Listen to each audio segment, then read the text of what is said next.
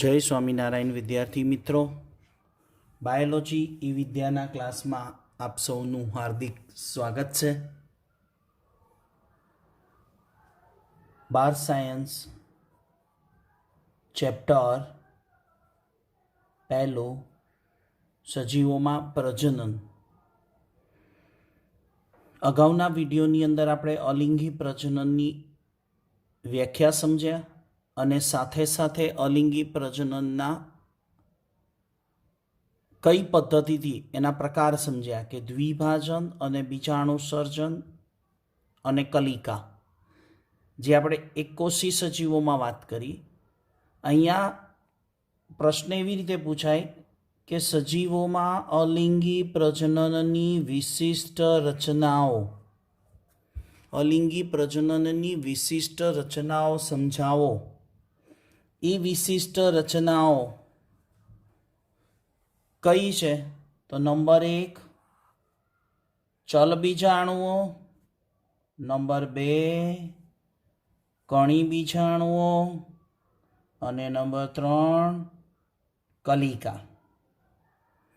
આ વિશિષ્ટ રચનાઓ કેટલાક વનસ્પતિમાં સર્જાય.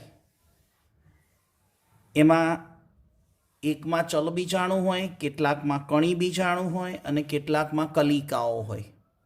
તો સમજીએ. ચલબીજાણુ એટલે ચલિત બીજાણુ કહેવાય, જે કશાધારી હોય. કશાધારી, જેથી એ લોકો ચલિત હોઈ શકે. એ ચલબીજાણુઓ કેવા છે? સૂક્ષ્મદર્શી અને ચલિત છે. તો 11 સાયન્સની ચોપડીમાં જોશો ને તો ત્યાં પણ જોવા મળશે લીલના ટોપિકમાં કે ક્લેમિડોમોનાસ લીલના બીજાણુઓ કેવા? ચલિત બીજાણુઓ એટલે કે ચલબીજાણુઓ.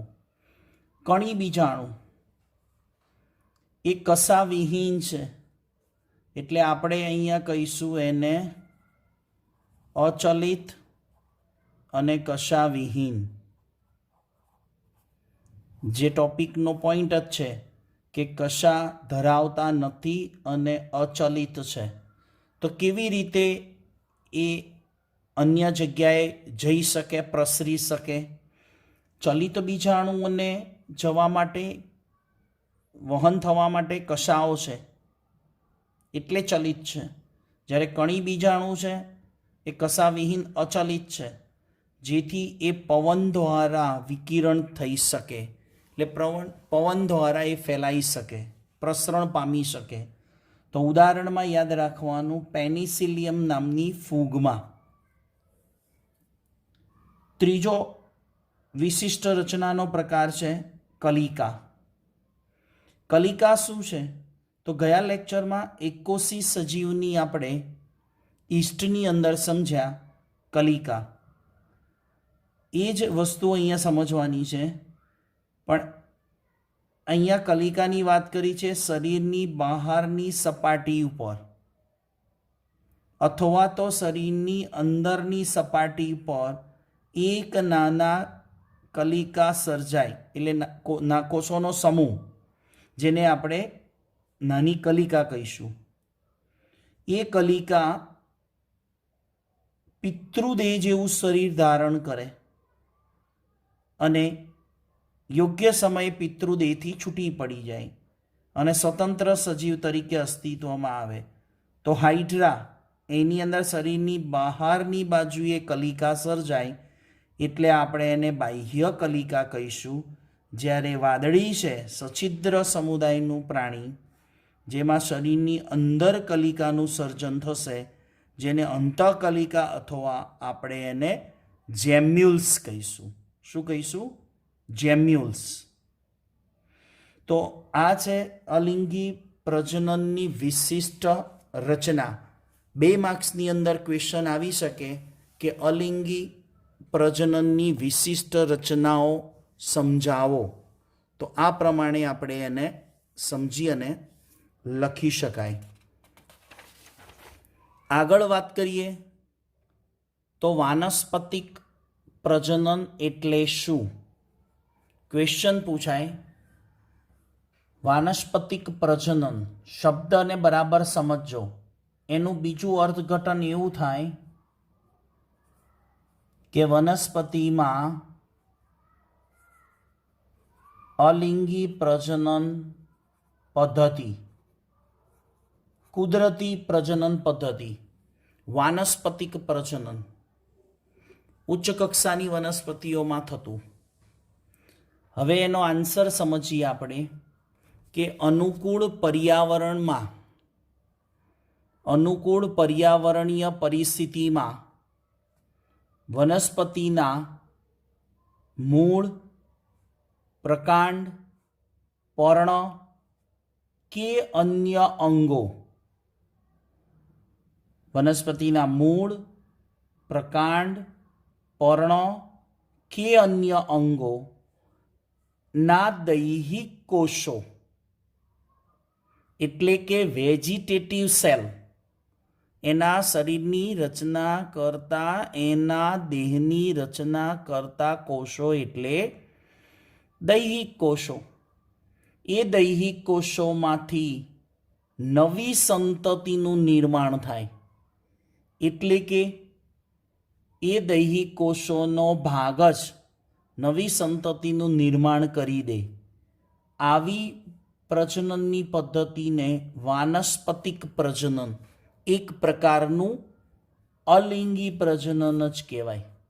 વાનસ્પતિક પ્રજનન એટલે એક પ્રકારનું અલિંગી પ્રજનન. આ મુદ્દો યાદ રાખજો નીટ માટે. કયો? કે વાનસ્પતિક પ્રજનન માટે કયા કોષો જવાબદાર હોય? તો દૈહિક કોષો જવાબદાર હોય. એટલે સમજી રાખજો કે દૈહિક કોષોમાંથી નવી સંતતિ સર્જાય એ અલિંગી પ્રજનન પદ્ધતિ. જ્યારે એડવાન્સની અંદર કહી રહું કે પ્રજનન કોષો વડે સંતતિ સર્જાય તો એ લિંગી પ્રજનન મેથડ કહેવાય. હવે આવા અલિંગી પ્રજનનમાં વાનસ્પતિક પ્રસર્જકો સંધિ છૂટી પાડો, પ્ર વત્તા સર્જકો એટલે કે પ્રજનન માટે, વાનસ્પતિક પ્રજનન માટે રચાતી રચના અથવા તો પ્રજનનથી, વાનસ્પતિક પ્રજનનથી નવી સંતતિ સર્જતી રચના એટલે પ્રસર્જકો. આ પ્રસર્જકો એક એવી રચના છે કે જે નવી સંતતિ સર્જવાની ક્ષમતા ધરાવે છે. તો કઈ કઈ વનસ્પતિમાં કયા પ્રસર્જકો છે એને ઉદાહરણ દ્વારા સમજીએ કે વાનસ્પતિક પ્રસર્જક રચનાઓ. તો પહેલી છે ગ્રંથિલ નામની વાનસ્પતિક પ્રસર્જક જે બટાટાની અંદર હોય. બટાટાની અંદર ખોરાક સંગ્રહી રચના છે આ ગ્રંથિલ, જેને એ કલિકા એટલે કે આંખ કહેવાય.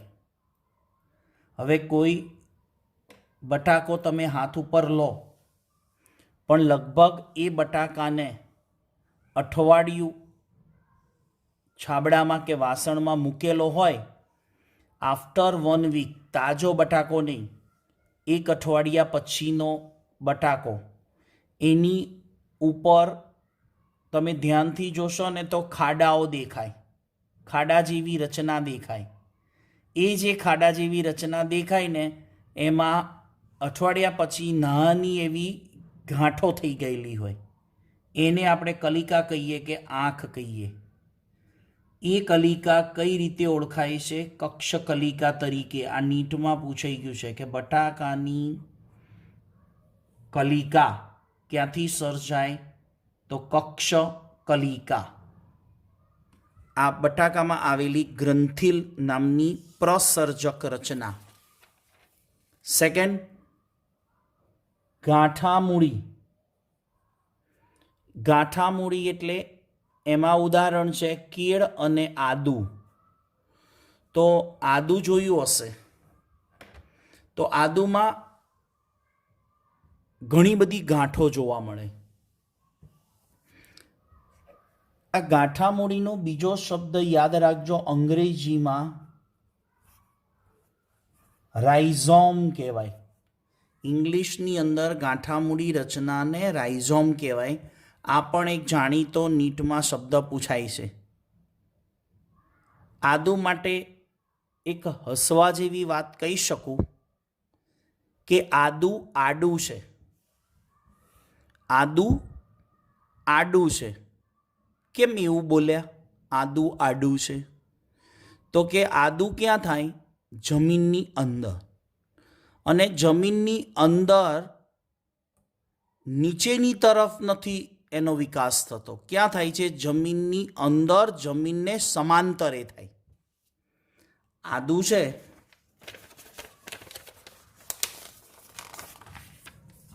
આ જમીન છે અને આદુનો વિકાસ જમીનની અંદર ક્યાં થાય?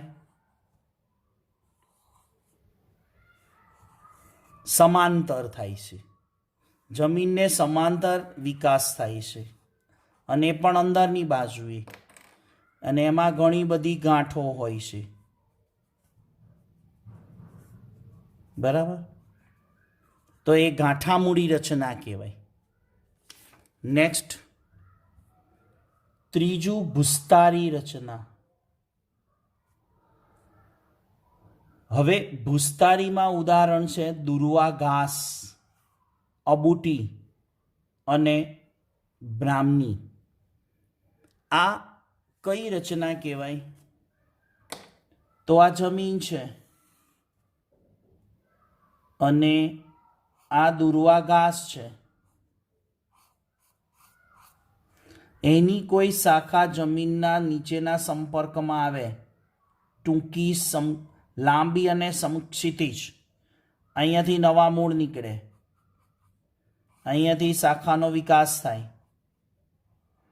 એટલે જમીનને બહારની બાજુએ, જમીનની બહારની બાજુએ સમક્ષિતિજ દિશામાં, સમક્ષિતિજ દિશા એટલે આ કહેવાય, અને જમીનની બહારની બાજુએ આવી જે રચના છે એને ભૂસ્તારી રચના કહેવાય. અને જો આ વસ્તુ જમીનની અંદર થાય તો અધોભૂસ્તારી. તો ભૂસ્તારીમાં દુર્વા ઘાસ, અબૂટી અને બ્રાહ્મણી, આ બે ઉદાહરણ નીટ માટેના છે. બીજું આગળ વધીએ તો ચોથા નંબરે અધોભૂસ્તારી રચના. કઈ રચના કહેવાય? અધોભૂસ્તારી. તો એના માટે ઉદાહરણ યાદ રાખવાનું છે ફુદીનો. આ બધા નીટમાં ઉદાહરણો પૂછાય છે. તો આમાં ઉદાહરણ શું છે? ફુદીનો. પ્રકાંડની કક્ષમાંથી સર્જાતી સમક્ષિતિજ અને પાછું ભૂગર્ભીય, હમણાં કીધું એમ જમીનની અંદર, ભૂસ્તારીમાં જમીનની બહાર. હવે એ ભૂગર્ભીય શાખા નવો છોડ સર્જે એને કહેવાય અધોભૂસ્તારી. પાંચમા નંબરે ભૂસ્તારિકા. હવે આ ત્રીજા નંબરે ભૂસ્તારી છે અને પાંચમા નંબરે ભૂસ્તારિકા. બેમાં શું ફેર? આ છે સ્થળ જ માટે યાદ રાખવાનું છે કે જમીન ઉપર ઉગતી વનસ્પતિ, અને ભૂસ્તારિકા એટલે તમારે જલજ વનસ્પતિ માટે યાદ રાખવાનું. તો બંનેમાં સરખી પદ્ધતિથી વિકાસ થાય, પણ આ જમીન ઉપર ઉગતી વનસ્પતિ છે અને આ પાણીમાં, જેમાં ઉદાહરણ યાદ રાખવાનું છે જળકુંભી. એના પ્રકાંડની કક્ષમાંથી સર્જાતી જાડી ટૂંકી. જ્યારે આ ભૂસ્તારીમાં જમીનની ઉપર પાતળી, અહીંયા પાતળી આવશે અને અહીંયા ટૂંકી છે તો અહીંયા લાંબી આવશે.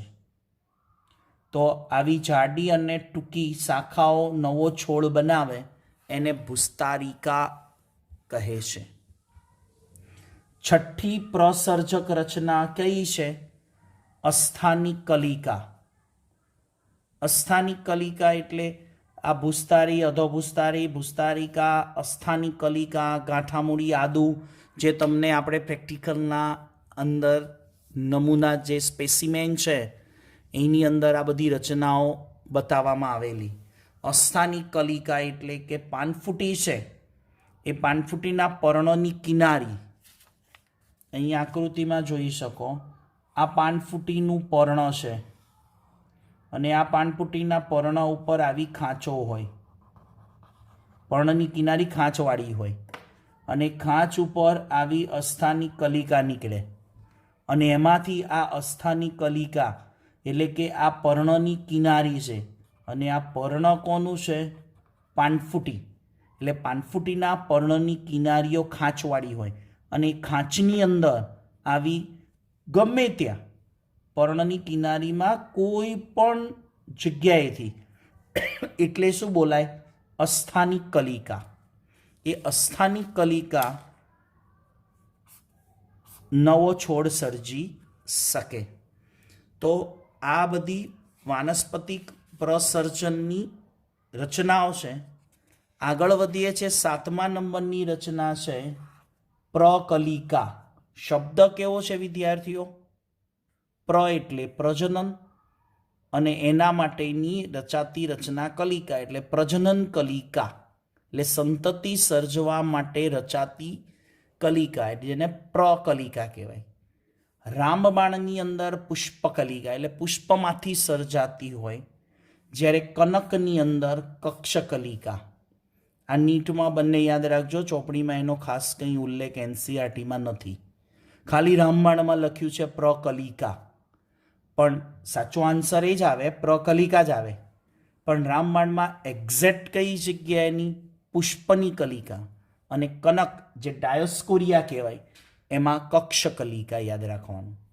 આ પુષ્પકલિકા અને આ કક્ષકલિકા છે ને, એ બંને નવી સંતતિઓનું નિર્માણ કરી શકે, જેથી એને પ્રસર્જક રચના કહી શકાય. 8મું છે કંદ. ડુંગળીમાં ભૂગર્ભીય પ્રકાંડ, ડુંગળીમાં ભૂગર્ભીય પ્રકાંડ નવા છોડનું સર્જન કરે.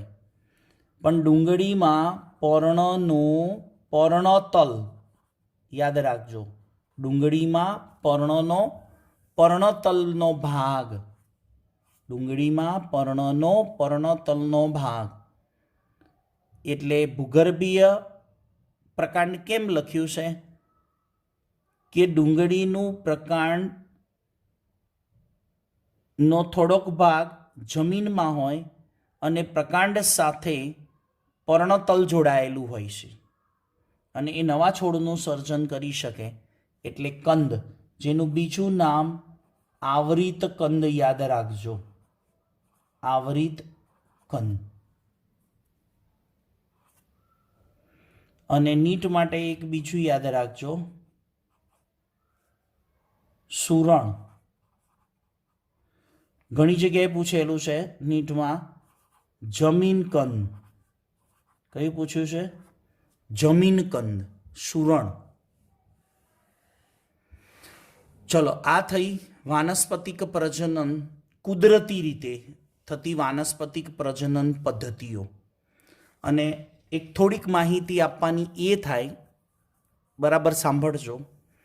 આ બધી જે 8 રચનાઓ જોઈ ગયા, પ્રકલિકા, કંદ, પછી ભૂસ્તારી, ભૂસ્તારિકા, અધોભૂસ્તારી, ગ્રંથિલ, ગાંઠામૂળી, આ બધી કુદરતી વાનસ્પતિક પ્રજનન રચનાઓ છે. જ્યારે આપણે કૃત્રિમ વાનસ્પતિક પ્રજનન કરવું હોય વનસ્પતિની અંદર, તો એની થોડીક હિન્ટ આપું, જેના નામથી તમે પરિચિત હશો.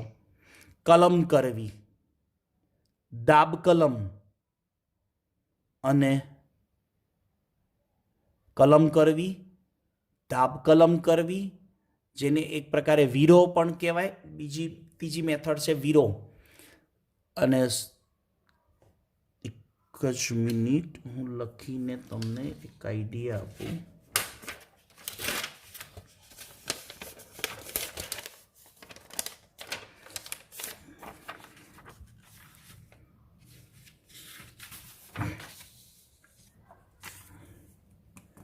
કૃત્રિમ વાનસ્પતિક પ્રજનન. કૃત્રિમ વાનસ્પતિક પ્રજનન. હમણાં જે આગળ ક્વેશ્ચન જોયો એ કયો હતો? કુદરતી વાનસ્પતિક પ્રસર્જક રચનાઓ. આ કૃત્રિમ વાનસ્પતિક પ્રજનનમાં તમને યાદ છે કલમ કરવી, બીજું દાબ કલમ, ત્રીજું આરોપણ. કલમ કરવી, દાબ કલમ કરવી, આરોપણ. આરોપણની અંદર ઘણા બધા પ્રકાર છે. શાખા આરોપણ, ફાચર આરોપણ, જીહવા આરોપણ, શાખા આરોપણ, ફાચર આરોપણ, જીહવા આરોપણ. આની અંદર તમને યાદ હશે સ્ટોક અને સાયોન. સ્ટોક અને સાયોન બંને ઇચ્છિત વનસ્પતિઓ, ઇચ્છિત લક્ષણો મેળવવા માટે થતું આરોપણ. તો આ બધી કૃત્રિમ વાનસ્પતિક પ્રજનન પદ્ધતિઓ છે જે અગાઉના એસએસસી ધોરણની અંદર સ્ટડી કરીને આવ્યા છીએ, એટલે થોડોક સમજ એની લઈ લેવાની. નેક્સ્ટ એક ક્વેશ્ચન નાનો છે ટૂંકો, જેની આપણે માહિતી લઈ લઈએ. એ પણ વાનસ્પતિક પ્રજનન નહીં પણ અલિંગી પ્રજનન પદ્ધતિ છે. અલિંગી પ્રજનન પદ્ધતિમાં અવખંડન, જેનું નામ બીજું આપી શકાય પુનઃ સર્જન. આ અલિંગી પ્રજનન એ વનસ્પતિમાં અને પ્રાણીઓ બંનેમાં છે. અવખંડન કોનામાં જોવા મળે? વનસ્પતિ વત્તા પ્રાણીઓ બંનેમાં જોવા મળે. આ એક અલિંગી પ્રજનનનો પ્રકાર છે. આની અંદર શું થાય જેનો તમને આઈડિયા છે, પણ છતાંય આપણે એક નાનકડી ટૂંકી લાઈન આપી છે એનસીઆરટીમાં, એને પૂરી સમજી લઈએ. કે કોઈ સજીવ છે, એ સજીવના અનેક ટુકડા થઈ જાય. કોઈ સજીવના 2 ટુકડા થાય, કોઈના 2 થી 3 ટુકડા થાય, અથવા તો એ સજીવ શરીર ઘણા બધા ટુકડાઓમાં વિભાજિત થઈ જાય. અને એ દરેક ટુકડાનો ભાગ સંતતિ સર્જવાની ક્ષમતા ધરાવે. દરેક ટુકડાનો ભાગ સંતતિ સર્જવાની ક્ષમતા ધરાવે. એટલે કે દરેક ભાગ પોતાના ખૂટતા ભાગોનું નિર્માણ કરે. એટલે એ ખૂટતો ભાગ બની જાય, એમાંથી નવી સંતતિનું નિર્માણ થાય. ઉદાહરણ તરીકે સૌને યાદ છે પ્રાણીઓમાં પ્લેનેરિયા, સાથે સાથે હાઇડ્રામાં પણ અવખંડન થાય, ને તારા માછલીમાં પણ થાય. અને વનસ્પતિની અંદર ફૂગ સૃષ્ટિની અંદર મ્યુકર જેવી ફૂગ છે, એની અંદર પણ અવખંડન પદ્ધતિ જોવા મળે. આપણે ફૂગ સૃષ્ટિના જે સભ્યોની વાત કરી હતી, 4 વર્ગો, ફાઇકોમાયસિટીસ,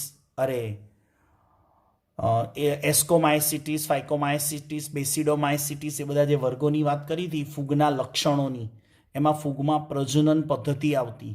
એની અંદર આપણે વાત કરી હતી કલિકા અને અવખંડન પદ્ધતિ. તો ફૂગની અંદર વનસ્પતિમાં પણ અવખંડન થાય છે, જ્યારે પ્રાણીઓમાં હાઇડ્રા, પ્લેનેરિયા અને તારા માછલી.